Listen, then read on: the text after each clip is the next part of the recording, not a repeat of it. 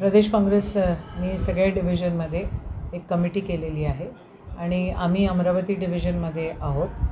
अमरावती डिव्हिजनमध्ये बुलढाणा, यवतमाळ, वाशिम, अकोला, अमरावती हे सगळा भाग येतो आणि प्रामुख्यानं अमरावती डिव्हिजनमध्ये मेळघाट येतं, जिथे परिस्थिती अतिशय बिकट आहे.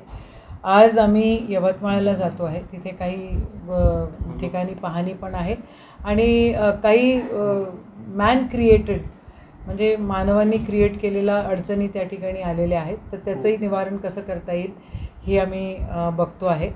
वाशिममध्ये आमदार जनक त्या ठिकाणी आहेत.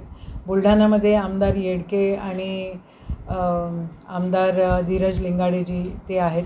अकोल्यामध्ये आमदार धीरज लिंगाडे आणि वजाक मिर्झाजी त्या ठिकाणी आहेत. अभय पाटीलजी त्या ठिकाणी आहेत आणि आम्ही सगळे मिळून एक आढावा घेऊन 3 तारखेला आम्ही सकाळी डिव्हिजनल कमिशनरला भेटणार आहोत, आमची कमिटी, आणि त्या ठिकाणी ते सगळ्या अडचणी ज्या जात आहेत त्या आम्ही तिथे सांगणार आहोत.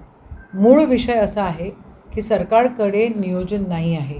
सरकारने अमरावती जिल्ह्यामध्ये देखील मोठ्या प्रमाणामध्ये दुर्लक्ष केलेलं आहे.